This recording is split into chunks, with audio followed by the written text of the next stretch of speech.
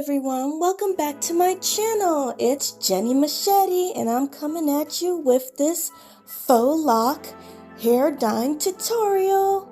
These locks that I got on, I dyed them myself from 613 all the way up to this nice red ombre into a light pink.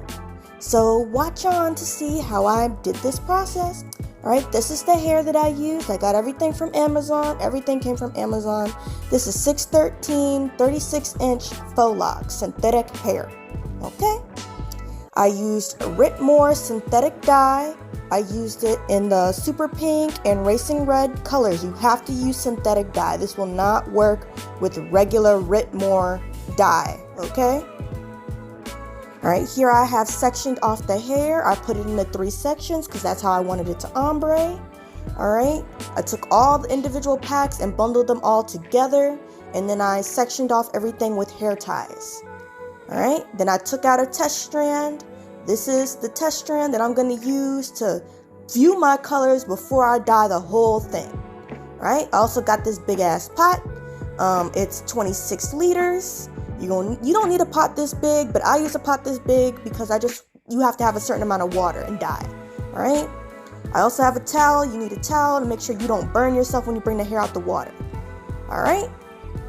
Alright. Now I'm filling it up with water. I only fill it up like a third of the way. You know, you don't need to fill it up all the way. You know, just enough to cover the hair and to like let the dye breathe so it's not crowded in like a little pot. Right, now I'm heating it up. The water's got to heat up to be about 200 degrees Fahrenheit or more for the dye to take well. Okay, I got a little candy thermometer so I can test the temperature of the water. All right. As you can see now, even though it's foggy, we are at 200 degrees Fahrenheit. Okay. Now I'm going to show you on the bottle where it says it needs to be at least 200 degrees Fahrenheit or greater. Right there, that's where it said on the bottom. Alright, now don't measure with your heart starting out. You're going to start out with a cap full, especially if you want a bright pastel pink color like I have at the ends of mine. So I started out with the cap full, and this dye is very pigmented. Don't feel like you need a bunch of bottles to do that. I did this with 2 bottles, 1 of each color. Okay, so I put the dye in, I swirl it around. I used a metal spoon. You don't have to use a metal spoon, but I used a metal spoon because that's what we had. Okay. And, let the dye take to the water. Okay. And now I'm going to dip in my test strand. I'm only dipping in the end because that's how I want to do the rest of the hair. And I'm not going to let it have its full 30 minutes like you're supposed to for the dye to take. This is only a test strand. Don't feel the need to wait 30 minutes just to make sure the color is going to come out the way you want it. You just need to kind of have a visualization of what it's going to look like. All right. So this is how long I kept it in for about, and I didn't really like that color, so I added off camera just a little half capful more, and then I got this color. This is how dark it's going to be for that racing, that super pink color in the dye. Okay, now I'm putting the whole thing in. Now, yes, I've sectioned it off and it's going over the line of the sectioning. That's fine because as you go up, the hair is going to get darker. So it's going to cover that bright pink color anyway. It doesn't matter if it mixes a little bit. Make sure you move around the rubber band or whatever you're using, the hair tie, to section it off so that you don't get banding in the color. This is how the color came out. I really was happy with this. It's a pastel pink. It looks really dark. It only looks really dark because it's still wet.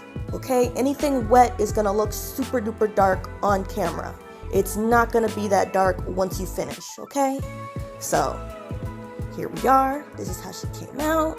This is the color. Sorry about the steam. All right, now we're moving on to the next bit. Now this time you measure with your heart. I measured with my heart. You still, again, you don't need a whole lot. You just need a little bit. All right. Swirl it around. Make sure that dye is evenly distributed throughout the water. Again, we are maintaining temperature. It has to stay at like 200 degrees while you're doing this the entire time. Now I'm putting in my test strand. It doesn't have to be perfect. It's a test strand. So I'm just putting it in, seeing about what the color is going to look like once I take it out.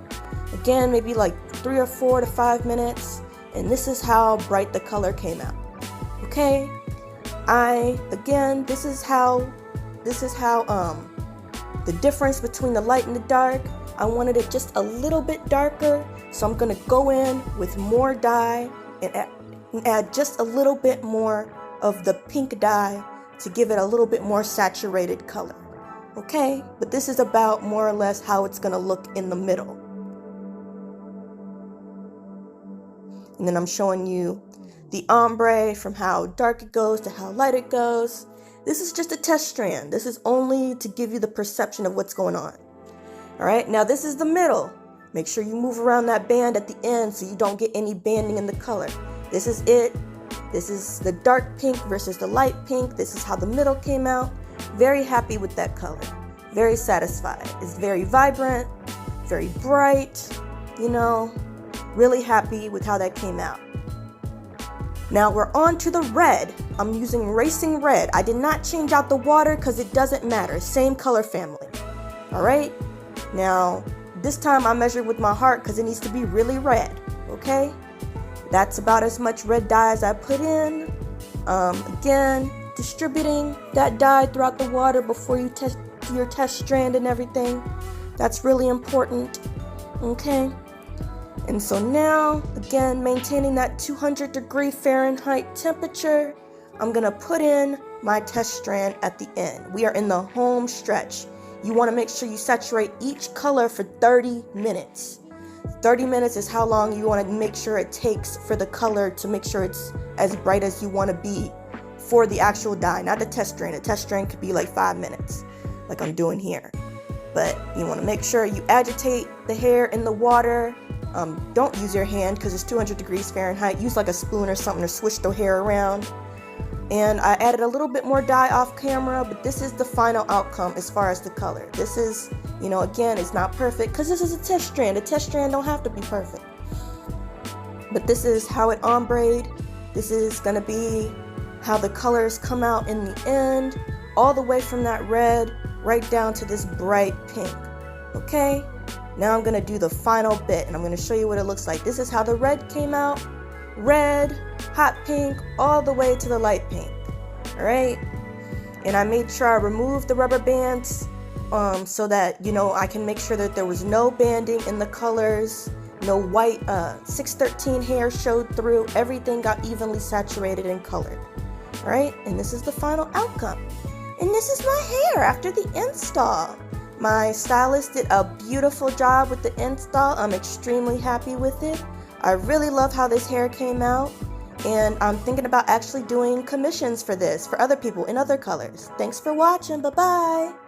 There are links in my description of this video for all the things that I bought off of Amazon. Definitely check it out. And by clicking the links, you'd be helping me out. Thanks for watching.